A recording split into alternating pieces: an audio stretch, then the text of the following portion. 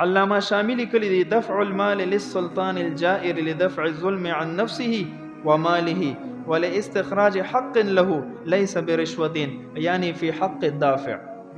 بعضی صورتونه دي چې الته مجبور شي شریعت ستا د لپاره گنجائش پرې غوسته دی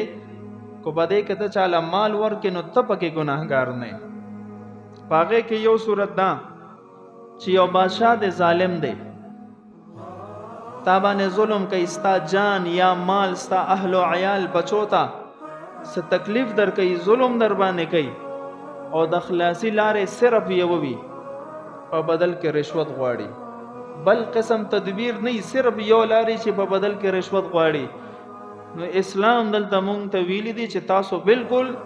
د خپل جان مال حفاظت د پاره کو دل مال ورکړو نه ته پکې ګناهګار نه البته اغستون کې ګناهګار دی. یو مسله ده. دویمه مسله ده ستا په یو ځای کې جایز حق دی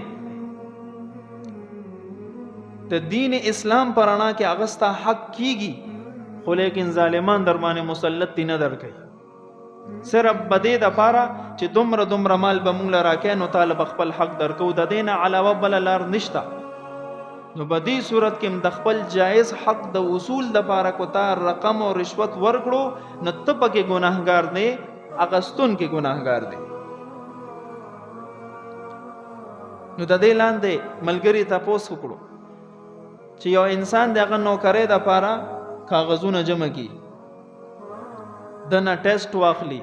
دا غوي چې کم شرایط وي هغه شرایط باندې دا کس بالکل پوره وخی